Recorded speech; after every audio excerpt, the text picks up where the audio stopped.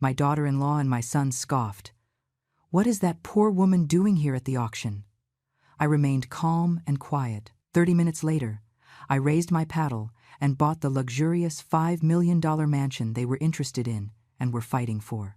I never thought the day would come when my own son would look at me as if I were trash on the street. But that day arrived, and it happened in public, in front of people I did not know, in front of strangers wearing expensive suits and watches that gleamed under the lights of the city's most exclusive auction house. I stood there in my simple beige dress, my worn leather handbag that I had bought more than 20 years ago, and my comfortable shoes that made no noise when I walked. I did not draw attention to myself. That was exactly what I wanted. To go unnoticed, to observe, to wait. I entered the large hall with its cream-colored walls and marble floors that reflected everything like a mirror. There were round tables with white tablecloths, elegant chairs where people were already seated, reviewing thick catalogs. At the front was a dark wooden podium where the auctioneer was arranging his papers. The air smelled of expensive perfume and money. I walked slowly, looking for a place to sit. I did not want to be too far forward, nor too far back. A discreet spot, a place from where I could see everything without being seen. Then I heard him. That voice I would recognize anywhere in the world. My son's voice. The same voice that, as a little boy, would tenderly call me Mom when he had nightmares. The same voice that now sounded hard, cold, mocking. Mason, my only son, 42 years old. Dark hair, slicked back with gel. A charcoal gray suit that probably cost more than all the furniture in my living room combined. A gold watch on his left wrist. And beside him, her, Victoria, my daughter-in-law, 38 years old. A fitted red dress. High heels that clicked with every step. Long, straight hair that moved when she turned her head. Lips painted the same color as her dress. And that expression of superiority she always had when she looked at me. They were on the other side of the room. Mason had a catalog open in his hands. Victoria was pointing at something on the pages while she spoke. I could not hear what they were saying from where I was, but I could see their gestures. The way she moved her hands, the way she felt, they seemed excited, anxious. They were here for something specific. I knew it. I had read the same catalog as them. I knew exactly which property interested them. The mansion. The $5 million house in the most exclusive part of the Hamptons. 5 bedrooms, 6 bathrooms, infinity pool. Lake view. Gardens designed by award-winning landscapers. 4-car garage. It was the jewel of the auction. Lot number 18. I was also here for that house, but they did not know it. No one knew it. I sat in a chair at the back. I placed my handbag on my lap. I took a paddle with the number 137. I held it with both hands. My wrinkled hands. My hands that had worked a lifetime.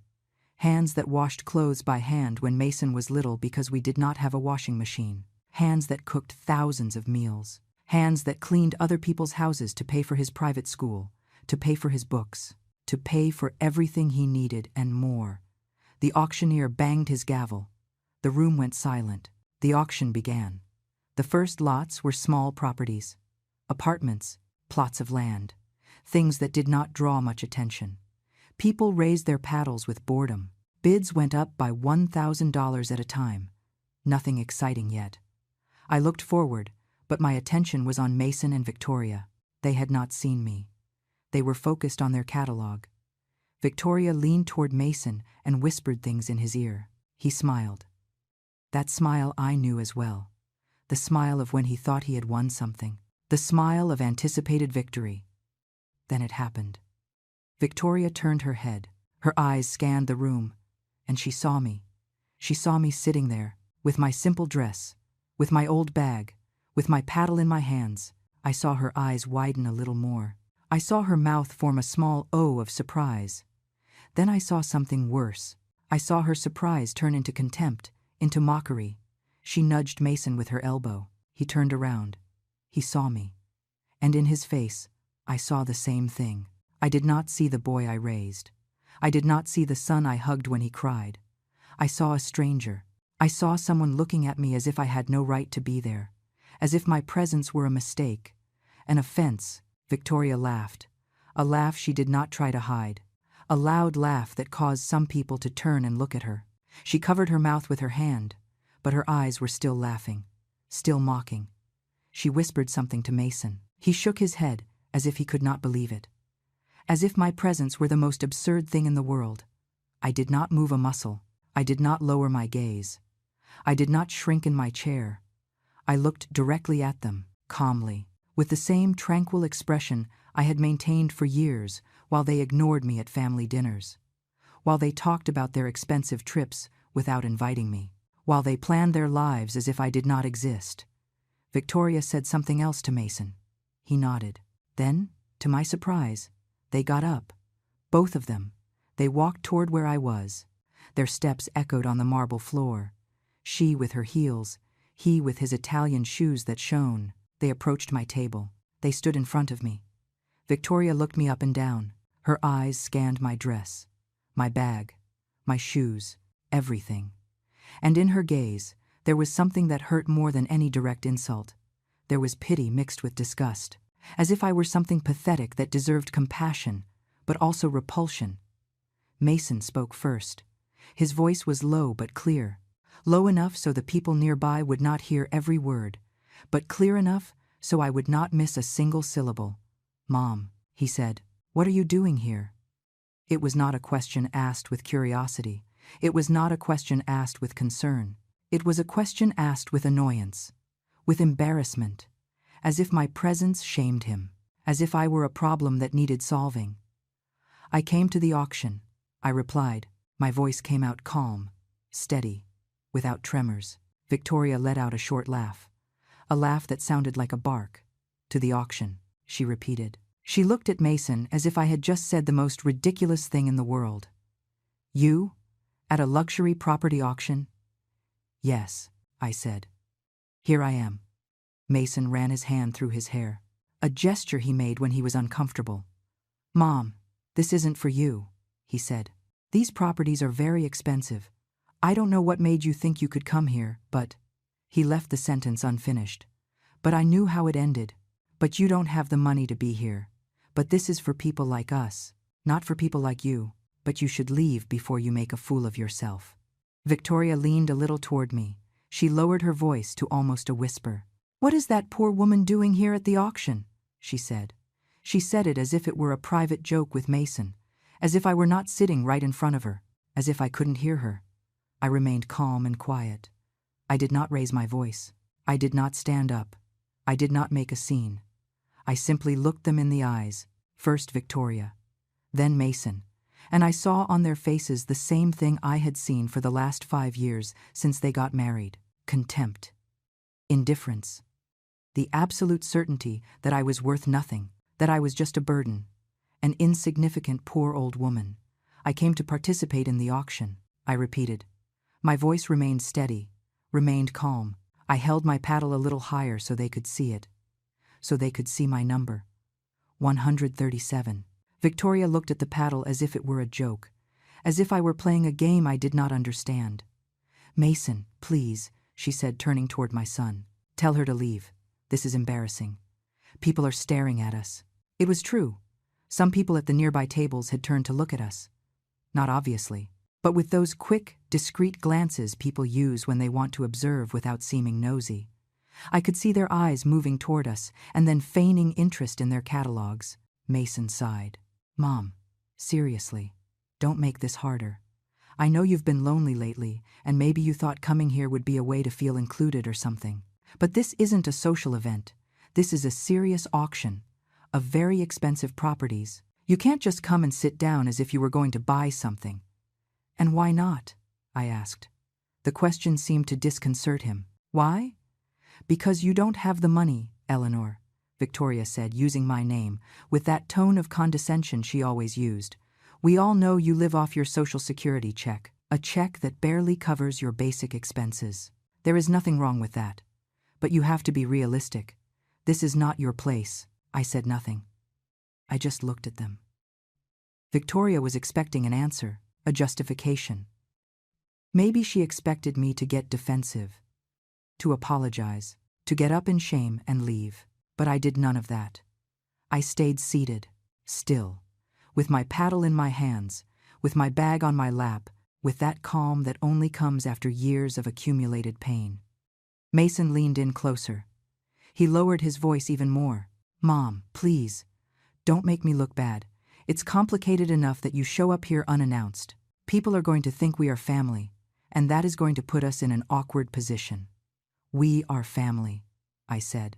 "Yes, but..." Mason searched for the right words. "You know what I mean.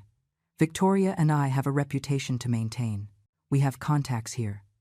Important people who know us. If they start associating us with you in this context, it's going to look like that we too..." He didn't finish the sentence, but I finished it in my mind. That we too are poor, that we too are insignificant, that we too are out of place. The auctioneer announced the next lot, a plot of land on the coast. The bids began to rise quickly. $20,000, $25,000, $30,000. People raised their paddles with quick, sure movements, confident, as if that money meant nothing to them. Victoria turned toward the front.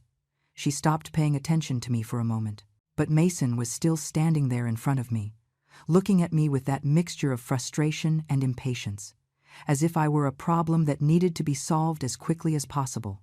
"Okay, Mom," he said finally. "Stay if you want, but please don't lift that paddle. Don't make offers. Don't draw attention. Just sit quietly until this is over, and then we'll all go home. Okay?" I did not answer. I just looked at him. "Okay," he repeated more firmly. "I came to participate in the auction, Mason," I said again. "And that is exactly what I am going to do." His face changed. Frustration turned into something harder, into anger. "Mom, don't play games with me. You don't have money to buy anything here, not even the cheapest lot. So, stop acting like you are one of these people. You aren't, and you never will be." Those words from my own son, the boy I carried in my arms, the boy I fed with the money I earned cleaning houses, the boy for whom I bought his first suit for graduation by working double shifts for 3 months. That boy was now a man telling me that I would never be enough. Victoria turned around again. "Mason, leave her alone," she said. "She's not worth it. Let her stay if she wants. Anyway, when she sees the prices, she'll realize on her own that she can't be here. Besides, Lot 18 is almost coming up. We need to focus on that. Lot 18, the mansion, the $5 million property, the house of their dreams, the house they had been planning to buy for months. I knew because during one of the few times they invited me to dinner at their apartment, I heard them talking about it. They weren't talking to me directly. I was just sitting there at the table while they planned their future. They talked about the house as if it were already theirs, as if it were only a matter of time before they had it. Victoria had said, "Imagine, Mason, 5 bedrooms. We can have guests without them getting in the way. We can throw amazing parties. All our friends will want to come. It's going to be perfect." And Mason had replied, "I already spoke to the bank. We have a pre-approved loan for $4 million. We're going to need to put down $1 million as a down payment, but we have it. We've been saving for this. It's our chance." I had listened to all of that without saying a word. I had eaten my dinner in silence. I had washed my plate. I had gone home on the bus. And the whole way I had thought about that conversation, about how they had $1 million saved, about how they could ask for a loan of $4 million more, about how their life was so different from mine. But what they didn't know, what nobody knew, was that I also had money. A lot of money. Money I had saved over 40 years working tirelessly. Money I had invested intelligently following the advice of a financial advisor I met when I was cleaning offices in a corporate building. Money that had grown year after year without anyone knowing, because I never mentioned it. I never bragged. I never changed my way of living. I kept living in my small house. I kept using the bus. I kept buying my clothes at discount stores. I remained invisible, because I had learned something important over the years. I had learned that people treat you differently when they think you have money. And I didn't want to be treated differently. I wanted to see who really loved me for who I was, not for what I had. And now I knew the truth. My own son didn't love me. He tolerated me. He put up with me. And only when it was absolutely necessary. Mason and Victoria returned to their table. I watched them sit down. I watched them open their catalog to the page of the mansion. I watched them point at the photos. I saw them smile with anticipation, with that certainty that soon that house would be theirs. The auctioneer continued with the lots, one after another. Apartments, commercial spaces, more land. Bids went up and down. People raised their paddles. The gavel fell. Sold. Sold. Sold. I waited, patient, still, with my paddle in my hands, with my heart beating normally. No anxiety, no nerves, just with an absolute clarity of what I was going to do. While I waited for Lot 18 to arrive, my mind traveled to the past, to the years that built this moment, to all the times I swallowed the humiliation, to all the times I pretended not to hear the comments, to all the times I smiled when inside I was breaking. Mason was born when I was 30. His father, my husband, died when Mason was barely 2 years old. A car accident that left me a widow and alone with a small child and no savings, no life insurance. Nothing but my hands and my will to give my son a better life than I had had. I worked in everything. I cleaned houses. I washed other people's clothes. I babysat for other families while mine stayed with my mother. I worked in restaurants, in hotels, in offices, any job that paid me enough to put food on the table and pay the rent for our small house. Mason was a bright boy. He got good grades. Teachers always told me he had potential, that he could go far if we gave him the right opportunities, and I made sure he had them. I paid for private school by working double shifts. I paid for extra math and science classes. I paid for uniforms. I paid for books. I paid for everything. I never bought him expensive toys. We never had vacations at the beach. We never ate at fancy restaurants. But he had an education. He had opportunities. And I thought that was enough. I thought when he grew up he would understand the sacrifice. I thought he would thank me. When Mason was 16, I got a job cleaning offices in a corporate building. I worked at night, from 10 in the evening to 6 in the morning. I cleaned desks. I emptied trash cans. I mopped floors. And during those night shifts, I met a man named Arthur Sterling. He worked as a financial advisor in one of the offices I cleaned. Sometimes he stayed working late. I saw him sitting there in front of his computer when I went in to clean his office. He was always kind to me. He always greeted me. He always asked how I was. Not like most people who didn't even look at me, to whom I was invisible. One night, Arthur saw me counting my pay. Crumpled bills that I kept in an envelope. He asked me if I was saving. I told him yes, that I saved everything I could, that I wanted to ensure my son could go to college, that I wanted to have something for emergencies. He spoke to me about investments, about how to make my money work for me, about index funds and retirement accounts. I didn't understand much at first, but he was patient. He explained everything simply.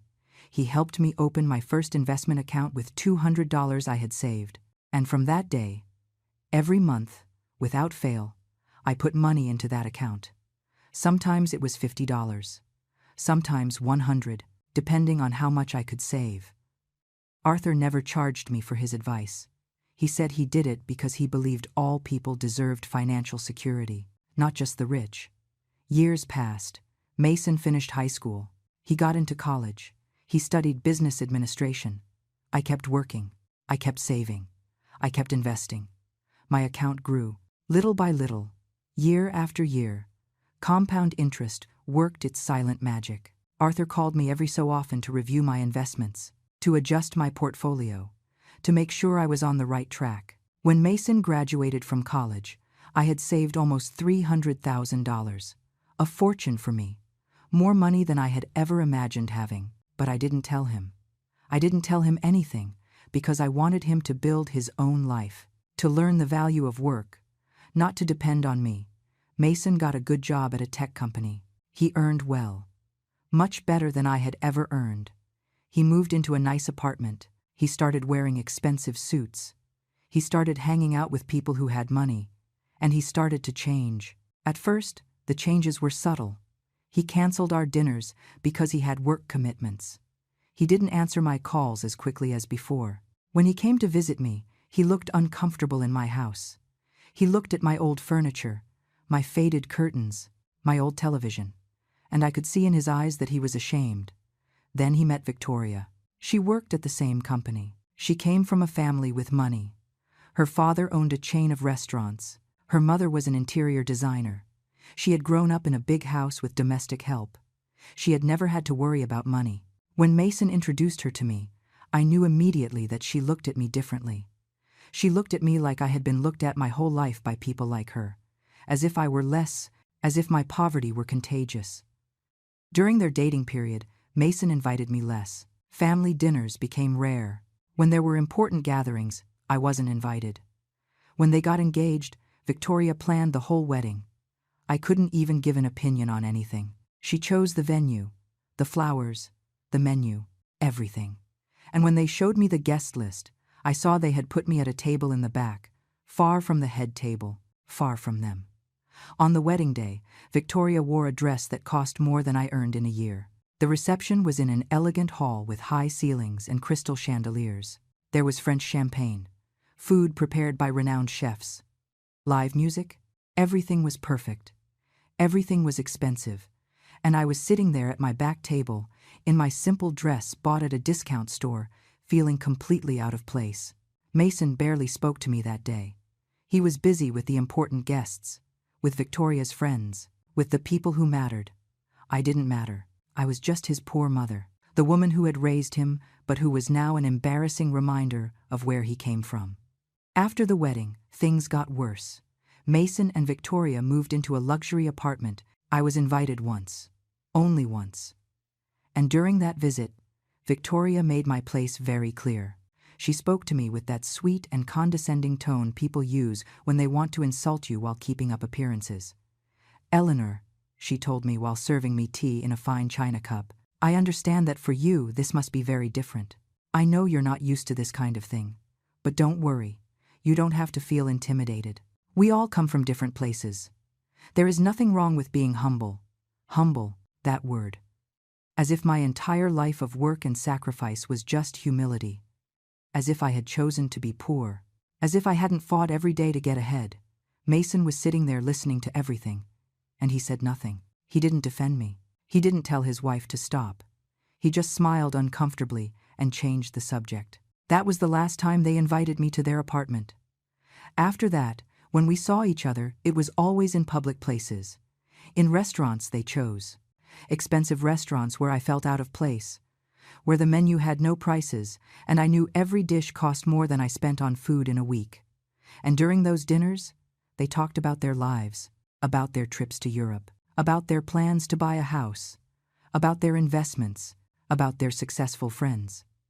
And I just listened, because when I tried to talk about my life, about my work, about my things, they nodded politely, but without real interest, as if my words had no value.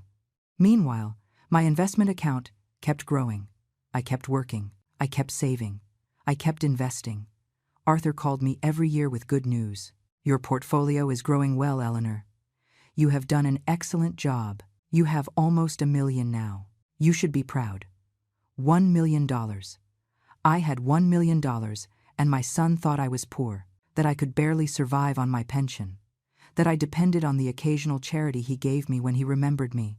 $50 here, $100 there, always with that attitude of superiority, as if he were saving my life, as if without his help I would starve. And I took that money. I took it and thanked him, because I wanted to see how far this would go.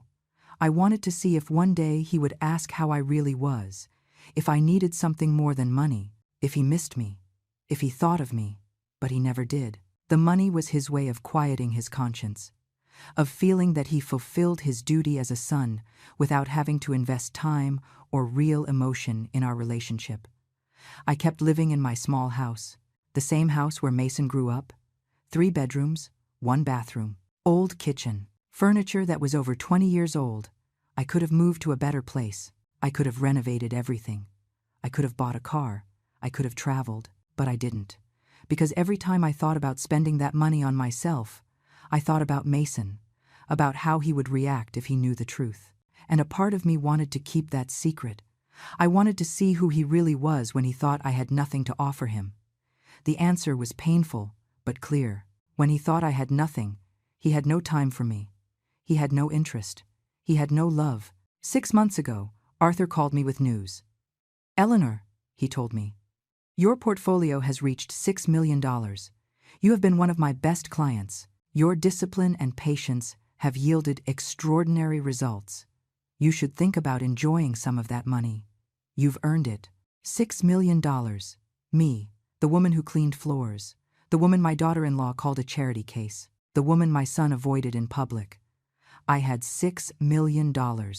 More money than Mason and Victoria combined. More money than they had ever imagined I could have. And that was when I heard about the auction. Arthur mentioned to me that there would be a luxury property auction. That one of the properties was a spectacular mansion that would be sold below its market value.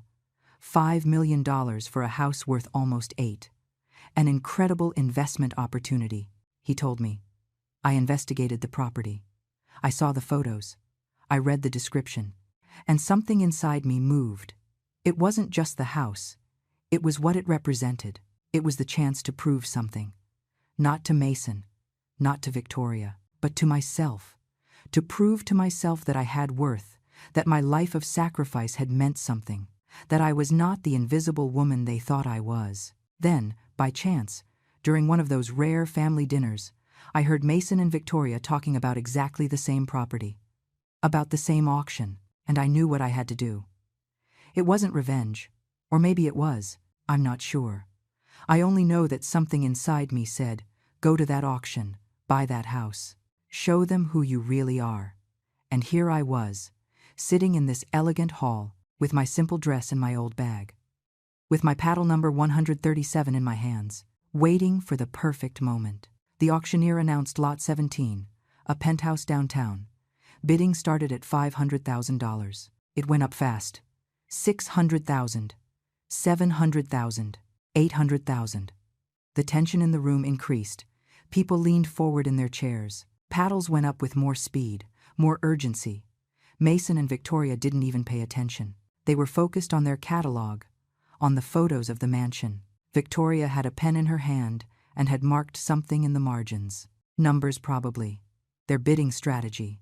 How much they were willing to pay. How far they could go. The penthouse sold for $950,000. The gavel fell. Sold. Polite applause filled the room. The buyer, a man in a black suit, smiled with satisfaction. His wife hugged him. They had won their prize. The auctioneer took a sip of water. He organized his papers. He looked toward the audience with a professional smile. "And now," he said with a clear, resonant voice, "we arrive at the jewel of our auction today. Lot number 18, the Westwood Estate." A murmur ran through the room. People straightened in their seats. This was the moment everyone was waiting for. The most coveted property. The biggest opportunity. On the large screens on the sides of the stage appeared photos of the house. Beautiful images of perfect gardens. Of an infinity pool that seemed to merge with the lake in the background. Of spacious interiors with high ceilings and huge windows. Of elegant rooms with hardwood floors. Of a modern kitchen with stainless steel appliances.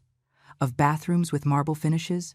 The Westwood Estate, continued the auctioneer, is a unique property. 5 bedrooms, 6 bathrooms, 5 acres of land with direct lake views. Designed by internationally renowned architect Marcus Oliver. Gardens designed by award-winning landscaper Adelaide Miller. This property has an estimated market value of $8 million.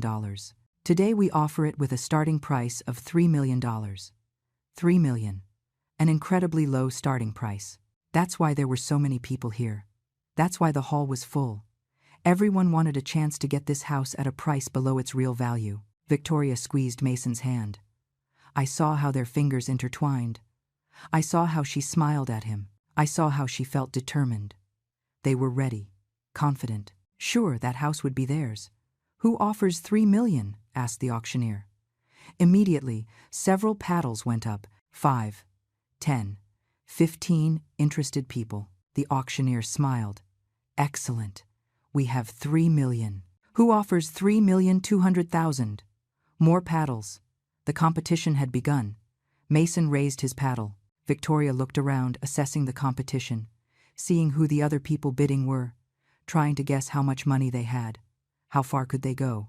3,400,000, 3,600,000, 3,800,000.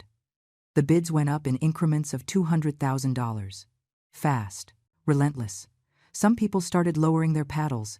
They withdrew from the competition. The price was already too high for them. It was no longer the bargain they expected. $4 million, announced the auctioneer. Mason kept raising his paddle. Victoria looked nervous. This was reaching the limit of what they had planned. I could see it on their faces, worry starting to replace confidence. 4,200,000. 4,400,000. Now only 5 people were bidding. Mason, an older man with gray hair, a young woman with dark glasses, a middle-aged couple, and a lone man who looked bored, as if this were just a game to him. 4,600,000. Victoria whispered something to Mason. He shook his head. She insisted. He looked tense. The pressure was starting to show. The older man withdrew. He lowered his paddle and leaned back in his chair, defeated. 4 people remained. 4,800,000.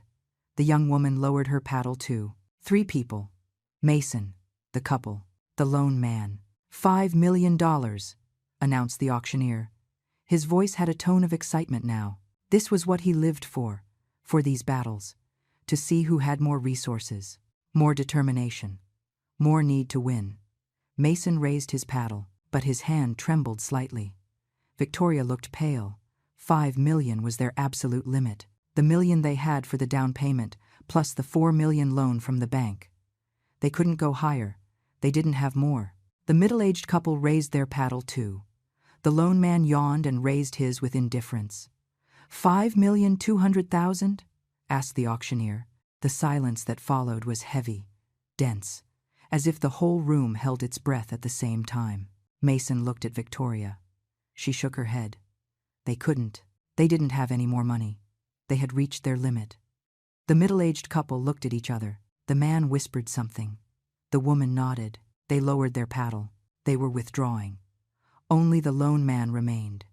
He raised his paddle with a bored smile, as if $5,200,000 were pocket change to him, as if this meant nothing.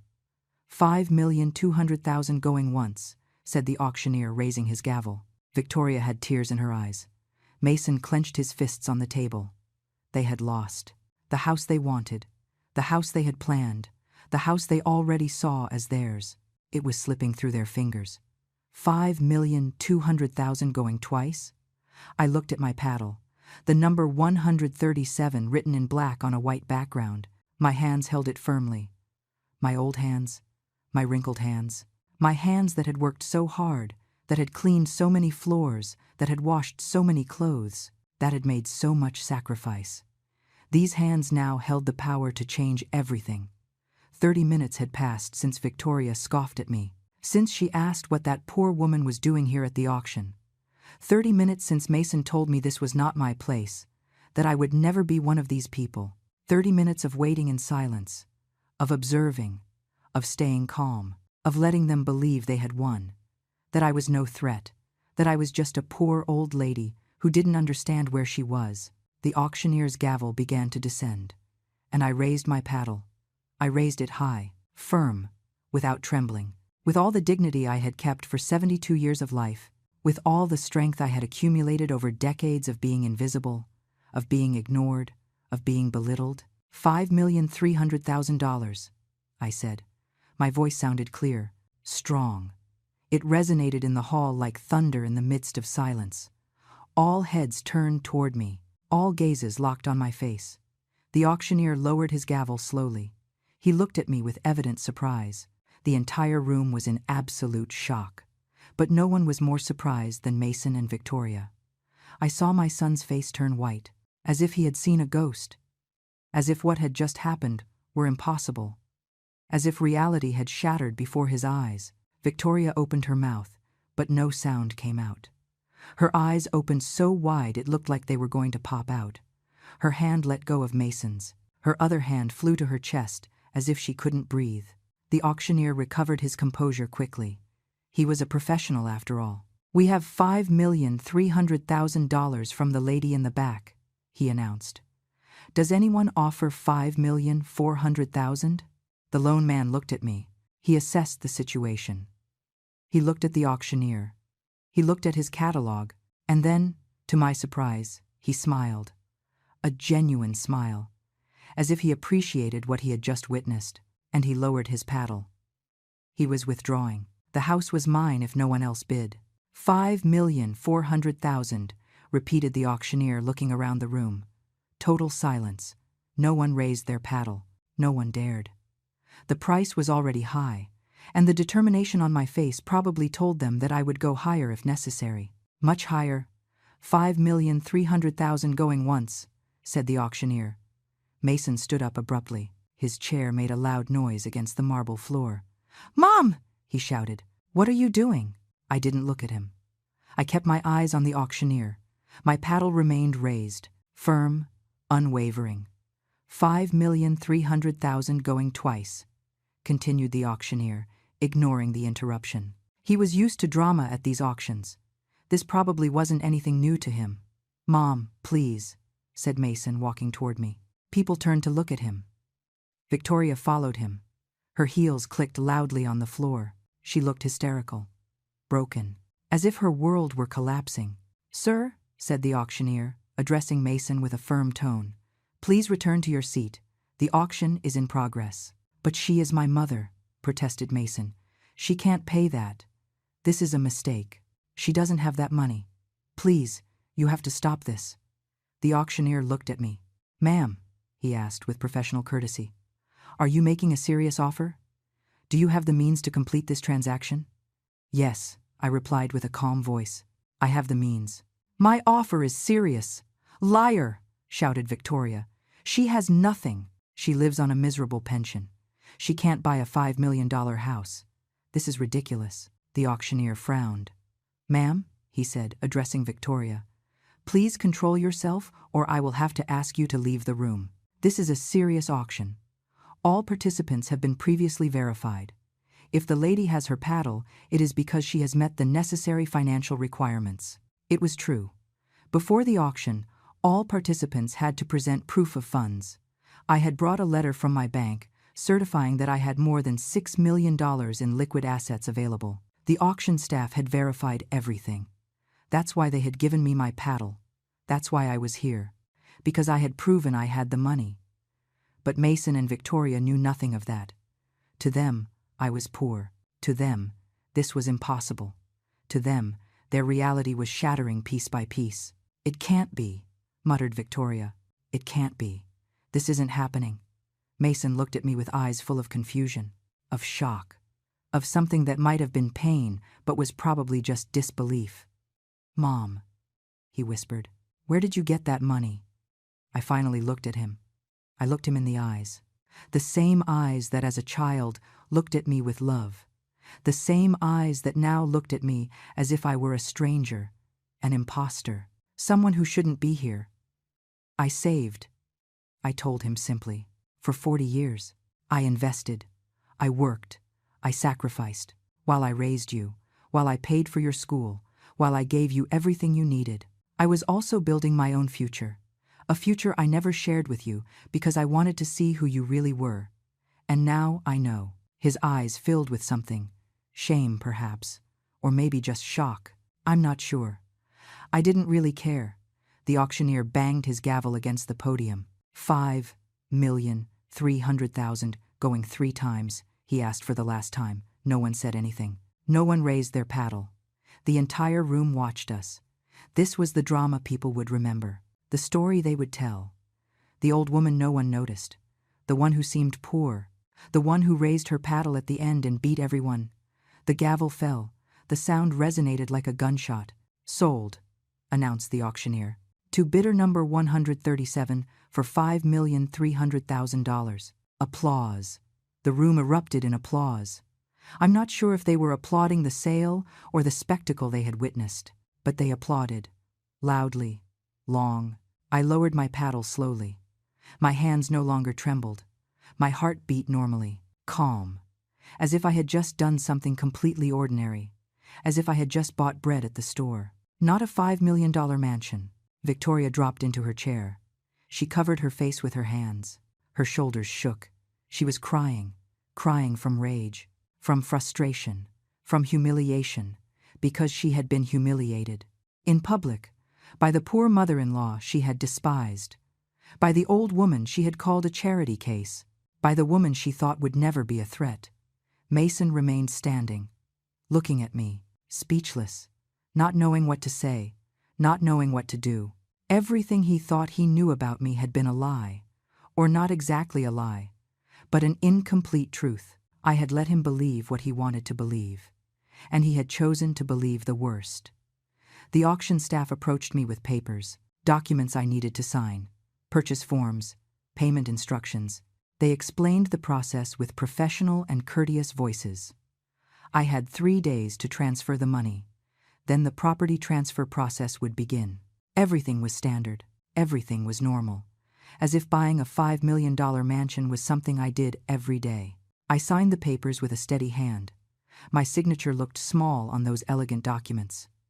Eleanor Vance, 72 years old, owner of a mansion worth more than everything my son and daughter-in-law had combined. Mason finally reacted. He walked toward me while I finished signing. He stood beside me. I could feel his presence, his confusion radiating from him like waves of heat. "Mom," he said in a low voice, "we need to talk." "Now you want to talk?" I replied without looking at him.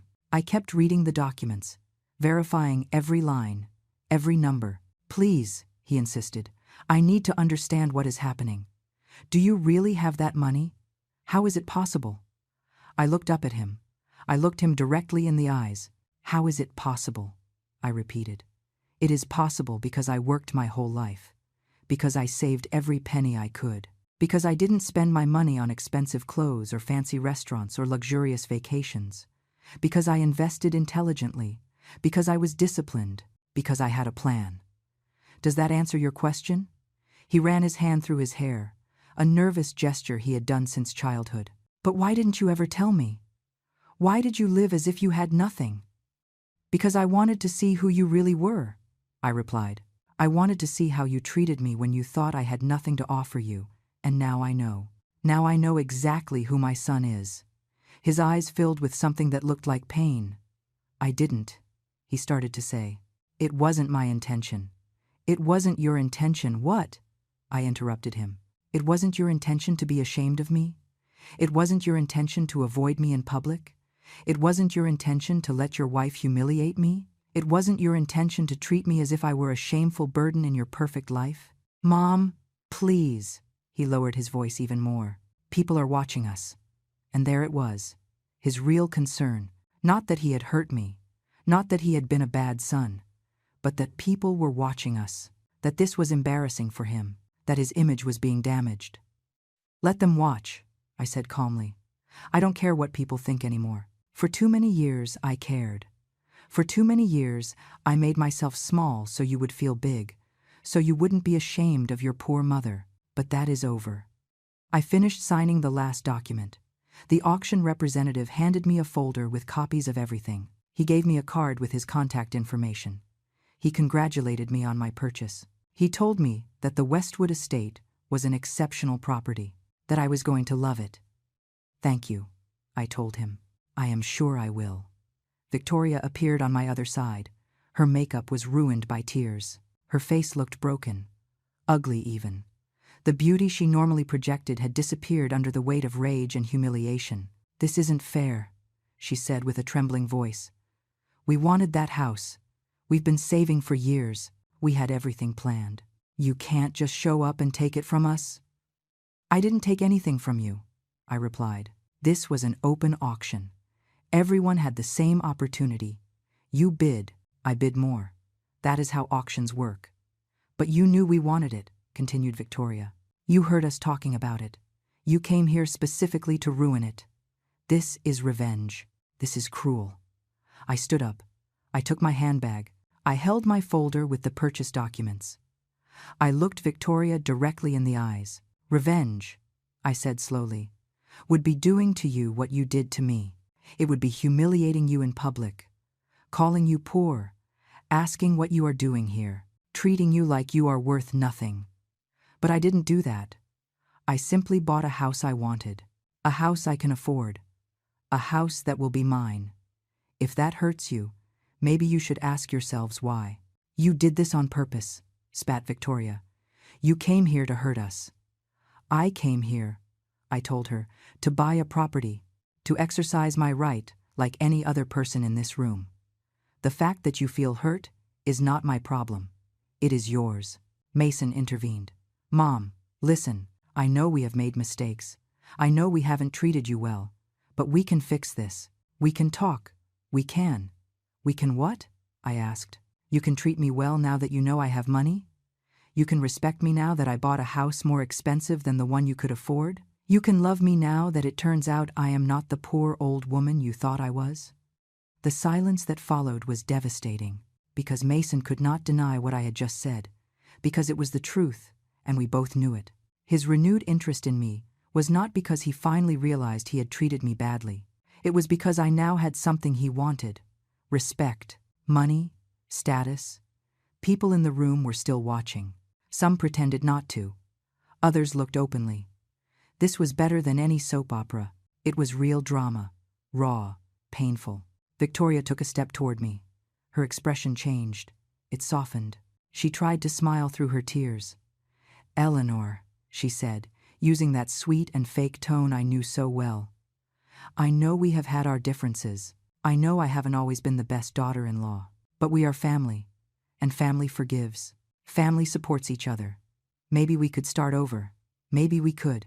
No, I interrupted her. We are not going to start over. We are not going to pretend nothing happened. I am not going to forget years of contempt because now it suits you to get along with me. But the house, said Victoria. Her voice now had a tone of desperation. Maybe you could. I mean, we really wanted that house.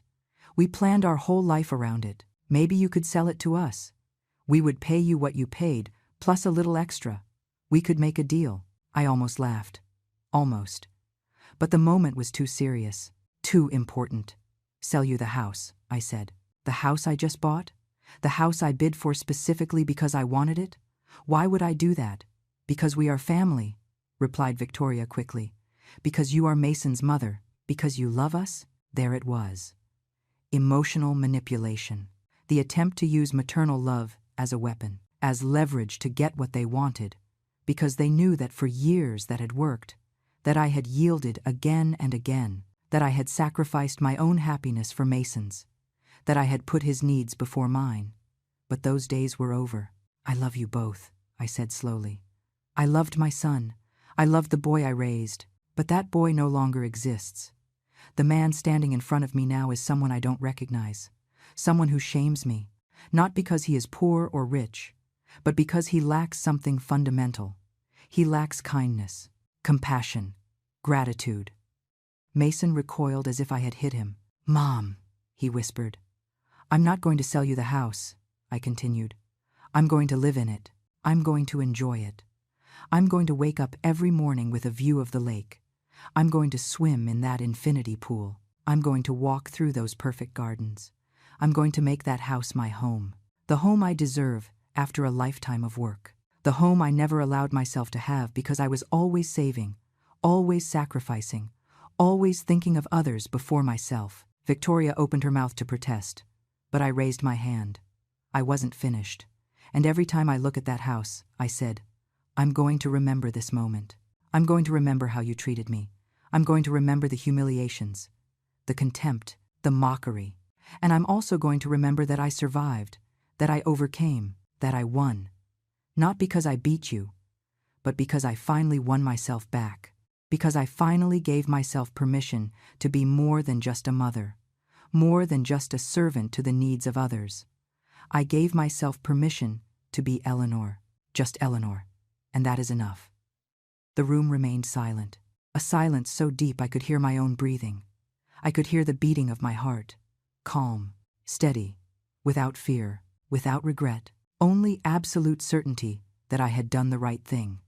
Mason looked at Victoria, then he looked at me. His eyes were searching for something.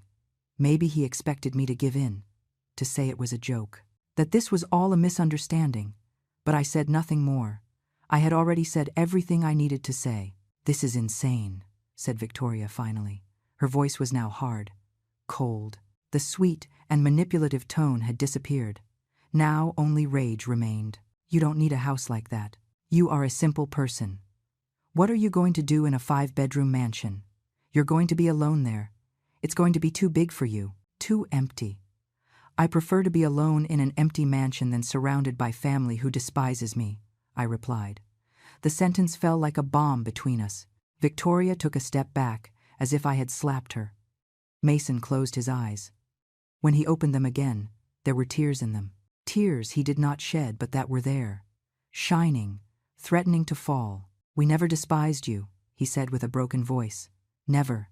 "Never?" I repeated. "Are you really going to say that? Are you really going to stand there and lie to my face after everything that has happened?"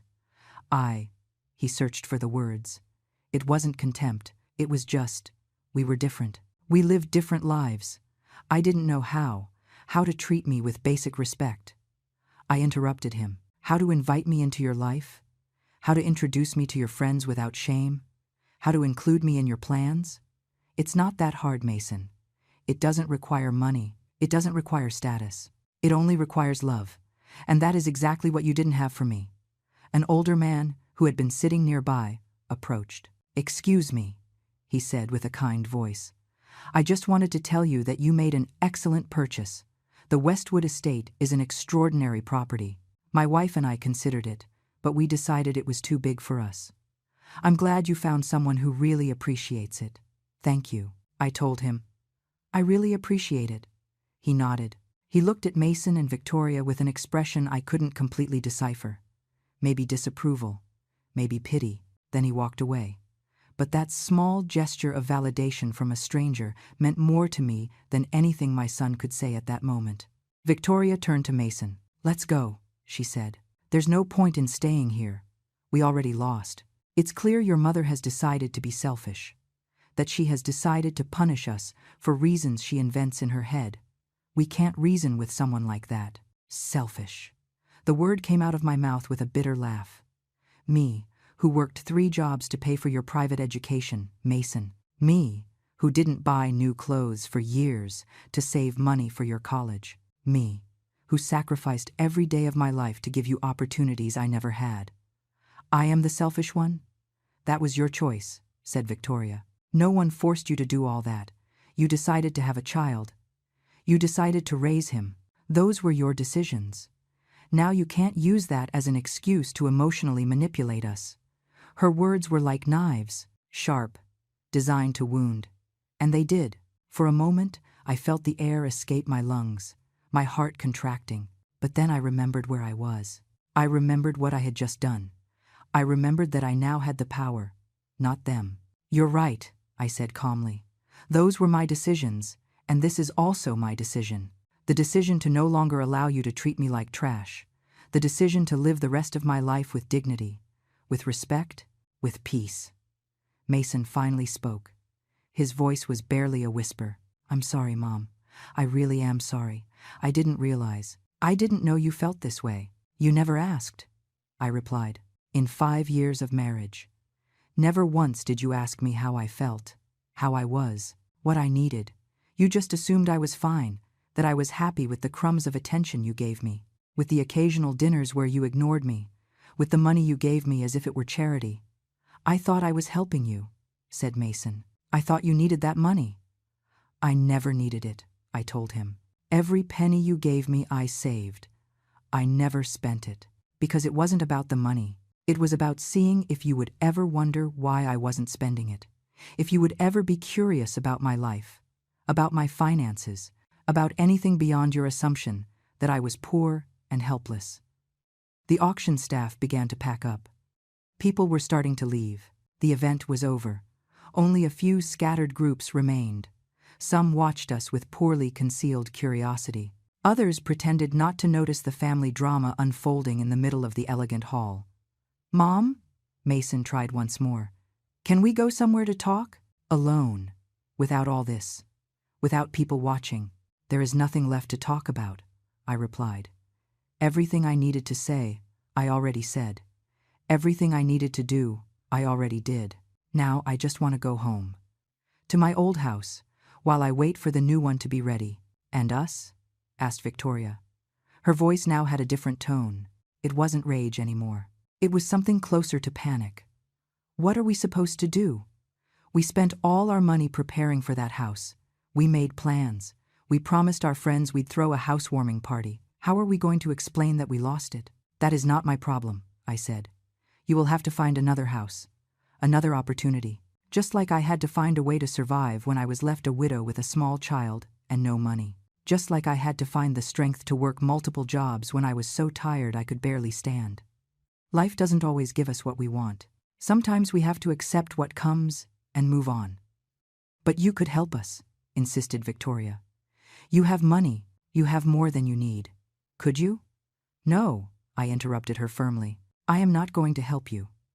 Not because I don't have the money, but because you need to learn something I learned a long time ago. You need to learn that life owes you nothing. That respect is earned. That family is not just a title. It is actions. It is love.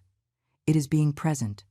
It is valuing people for who they are, not for what they have. Mason rubbed his face with his hands.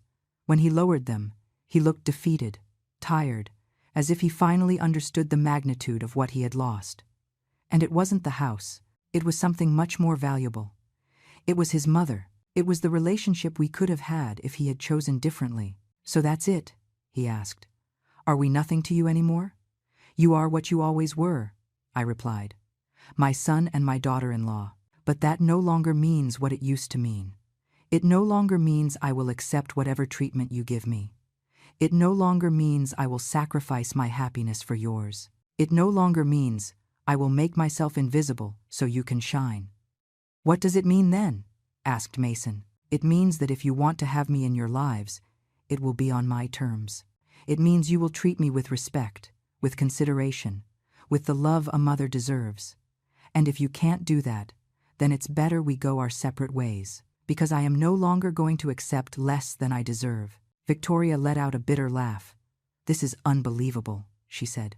You came here to destroy us, to take what we wanted most, and now you act like you're the victim. I didn't come to destroy you, I said, looking directly at her. You destroyed yourselves, with your attitudes, with your arrogance, with your cruelty. I just bought a house. The fact that that has emotionally destroyed you says more about you than it does about me. I picked up my bag. I adjusted my folder with the documents under my arm. I prepared to leave, to walk toward the door, to leave this hall and start my new life. A life where I was the priority, where my needs mattered, where my happiness didn't depend on anyone else's approval. Mom, wait, said Mason, taking a step toward me. Please, there has to be something we can do, some way to fix this. I stopped. I looked at him one last time. I saw in his eyes something I hadn't seen in years. Real fear, the fear of losing me.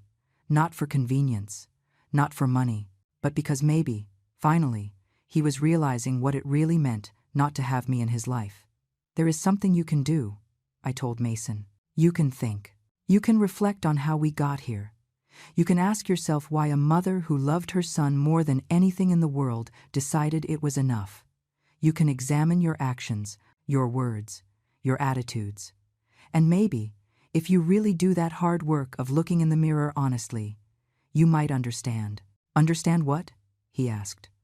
That this wasn't about a house? I replied. It was never about the house.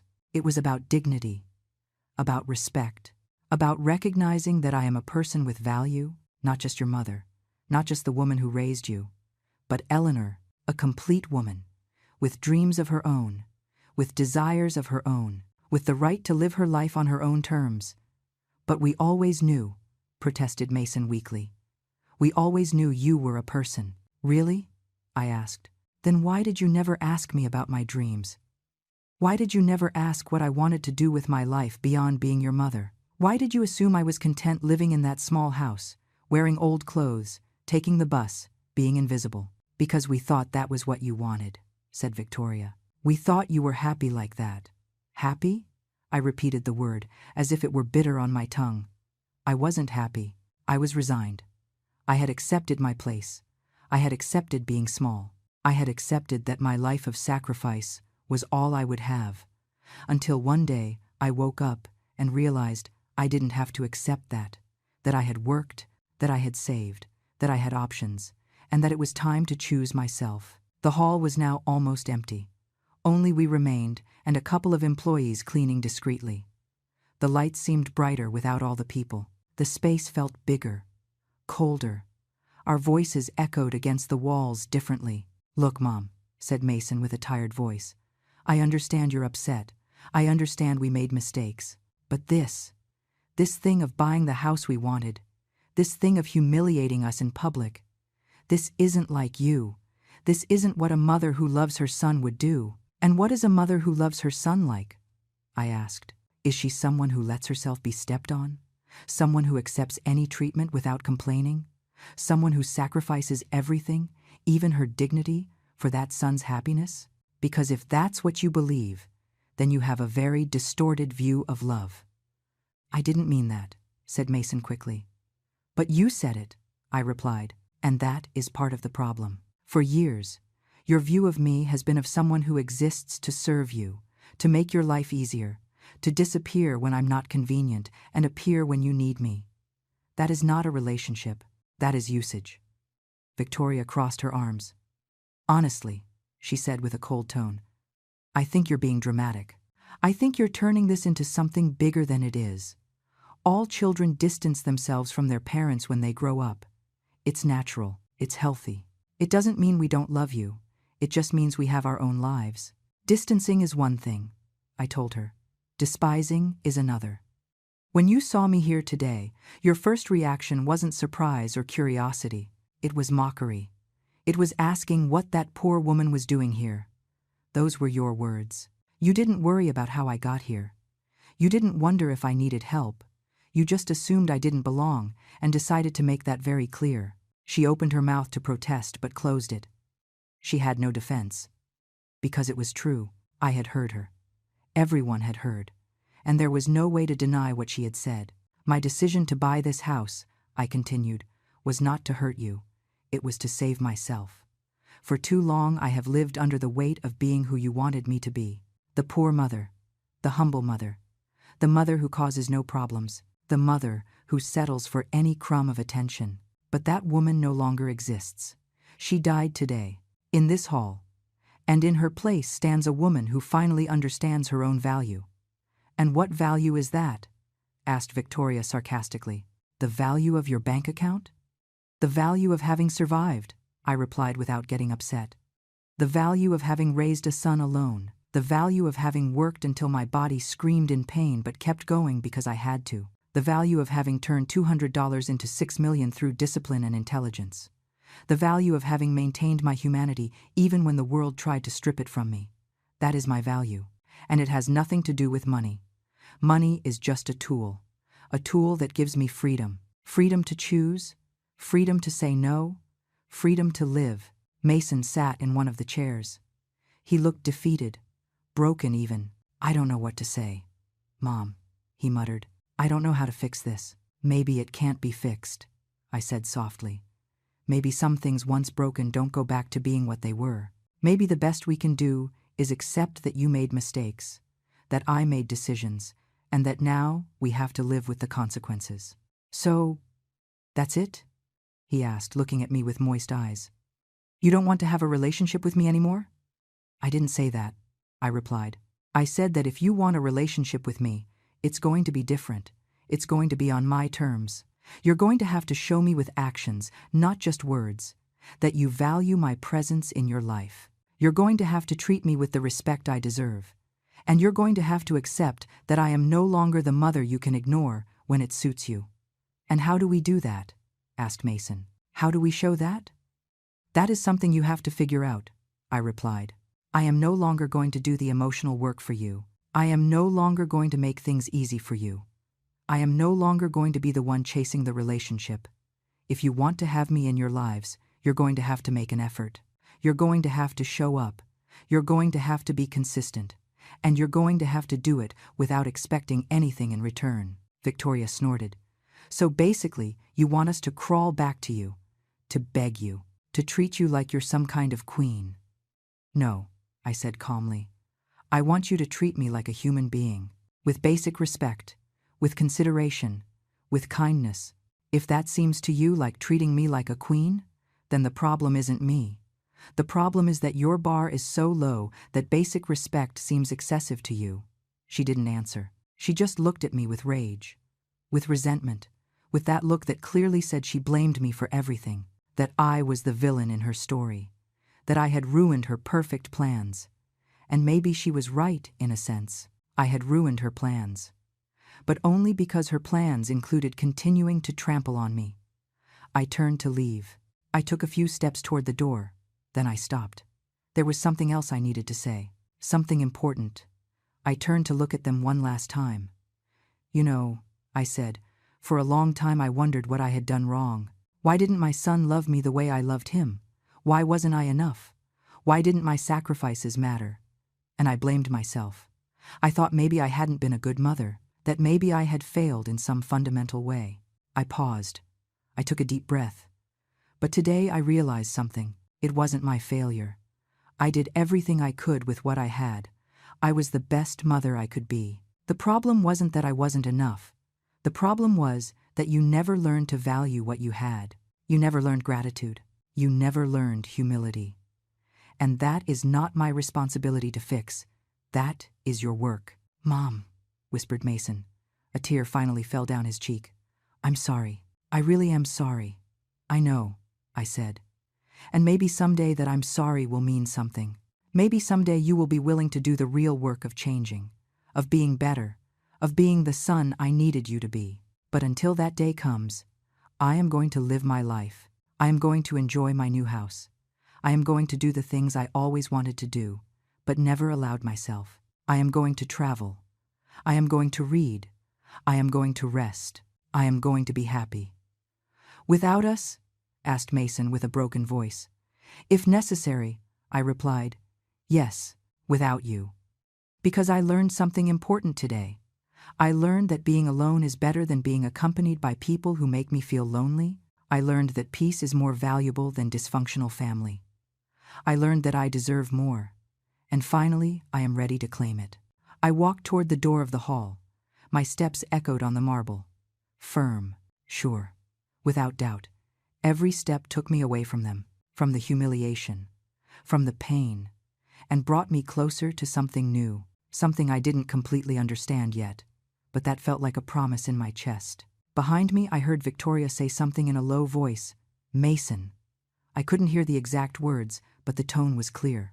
Rage, frustration, blame directed toward me. He was probably saying that I was impossible, that I was the villain, that they were the victims of my cruel whim. Let them think what they wanted. I didn't care anymore. I walked out of the building to the parking lot. The sun was shining bright. The air was crisp.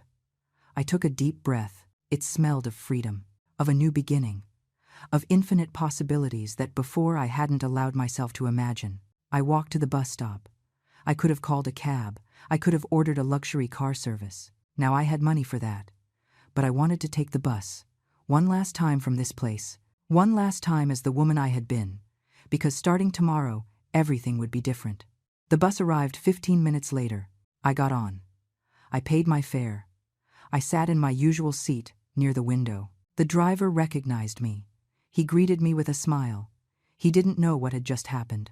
He didn't know that the older lady who took his bus every day had just bought a $5 million mansion. He didn't know that I had changed my whole world in one afternoon. And I liked that. The normality of that moment. The simplicity. The reminder that I was still me. Money hadn't changed me fundamentally. It had only given me options. And today I had chosen the most important option of all. Choosing myself. I arrived at my house an hour later.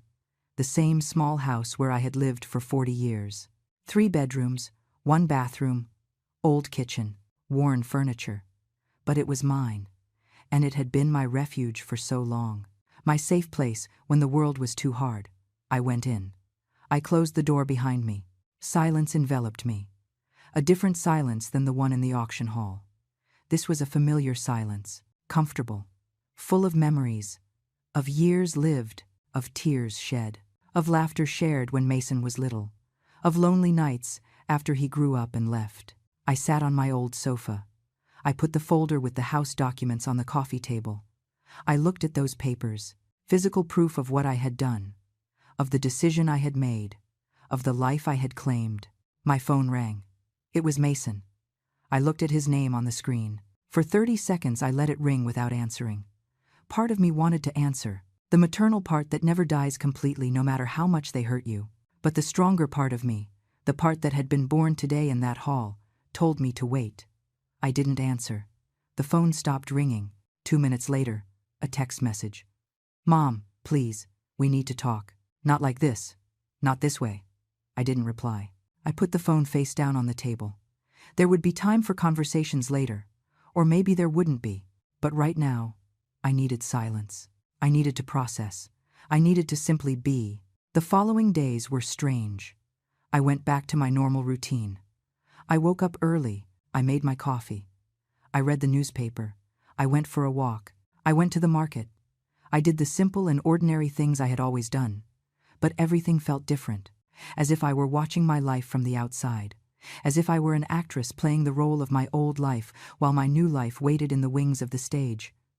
Mason called every day. He left messages, long texts, explaining, apologizing, begging us to talk. Victoria wrote too. Her messages were different. Fewer apologies, more justifications, more attempts to explain why they were right and I was exaggerating. More manipulation disguised as concern. I didn't reply to any of them. Not yet. I needed this time. This space. This distance to understand who I was now. Who did I want to be? Arthur Sterling, my financial advisor, called to congratulate me. He had heard about the purchase. He told me he was proud, that I had made an excellent investment, that I was going to love the house. We talked for an hour about the next steps, about how to manage my finances now that I had made this large purchase, about investment options for the remaining money. During that conversation, I realized something. Arthur had been more family to me than my own son in recent years. Arthur had cared about my future. He had invested time in teaching me. He had celebrated my successes, without expecting anything in return, just because he believed I deserved financial security. 3 weeks later, I received the keys to the Westwood estate. I went alone to see it for the first time as the owner. I drove there in a car I rented, because I hadn't bought my own yet. I was still getting used to the idea that I could do those things, that I could spend money on myself without guilt. The house was more beautiful than I remembered from the photos. The gardens were perfect. The lake shimmered under the sun. The pool reflected the sky. I entered through the front door. My steps echoed on the hardwood floors. The rooms were huge, empty, waiting to be filled with life, with furniture, with new memories. I walked through every room. I touched the walls. I looked out the windows. I stood on the balcony overlooking the lake, and for the first time in weeks, I cried. Not tears of sadness, but of liberation, of relief, of gratitude toward myself for having had the courage to do this, to claim my life. That day, standing on the balcony of my new mansion, I made a decision. I was going to allow Mason back into my life, but on my terms. As I had said, he would have to demonstrate real change, consistency, genuine effort. And if he couldn't do that, then that would be fine too. Because I now knew something fundamental. I was complete on my own. I didn't need his validation. I didn't need his love to feel valuable. I was already valuable. I always had been. I called Mason that night. He answered on the first ring. "Mom," he said with a voice full of emotion. "Thank you for calling. I've been so worried." Listen, I interrupted him gently. "I'm going to say this only once. I am willing to try to rebuild our relationship. But it's going to be different. You are going to come to my new house every Sunday for dinner. Just you. Without Victoria. At least for now, we are going to talk. Really talk. Not about superficial things, but about real things. About feelings. About mistakes. About how to move forward. And you are going to listen. Really listen. Not just wait for your turn to speak. Can you do that?" "Yes," he replied immediately. "Yes, Mom, whatever it takes.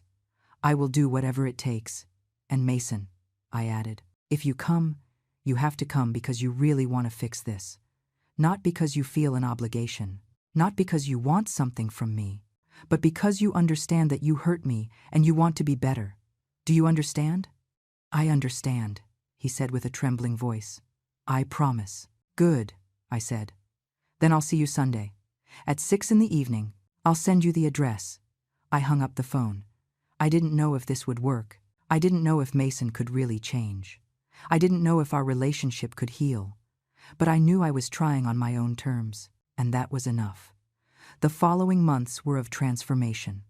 I hired designers to decorate the house, not in an ostentatious way, but with simple elegance, with comfort, with spaces that invited peace, reflection, the quiet life I had always wanted but never allowed myself to have. Mason came every Sunday.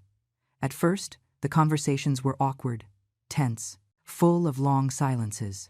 But little by little, week after week, we began to rebuild something different from what we had before, something more honest, more real. He talked to me about his life, about his fears, about how success had changed him in ways he hadn't noticed, about how Victoria had influenced his attitudes toward me, not as an excuse, but as an explanation. And slowly, he began to take responsibility, to see his role in what had happened. I spoke to him about my life too, about my loneliness, about my pain, about the years of feeling invisible, and he listened. He really listened. And he cried. He cried for the mother he had ignored, for the lost years, for the damage done. The healing wasn't quick. It wasn't easy. But it was real. And that was what mattered. Victoria eventually asked for forgiveness. Months later. An apology, written in a letter. I don't know if it was genuine. I don't know if she really understood what she had done. But I accepted it, not for her, but for me. Because I no longer carried resentment. I no longer needed her validation or her regret to move forward. Now, sitting on the balcony of my house, looking at the lake while the sun sets, I think about that day at the auction, the day everything changed. The day I raised my paddle and bought more than a house. I bought my freedom, my dignity, my life. It wasn't revenge I sought that day. It was justice. Justice for myself. For all the years of unrecognized sacrifice. For all the humiliations endured in silence. For all the times I made myself small so others could feel big. And justice arrived. Not in the form of loud revenge, but in the form of quiet peace. In the form of calm days in my beautiful house.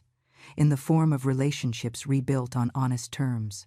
In the form of finally understanding my own value. I am 72 years old, and finally I am living, really living. Not surviving, not sacrificing, but living fully. With dignity, with peace, with the absolute certainty that I deserve every moment of happiness I find. My daughter-in-law and my son scoffed at me at the auction. They asked me what that poor woman was doing there. I remained calm and quiet. And 30 minutes later, I raised my paddle and bought the mansion they wanted.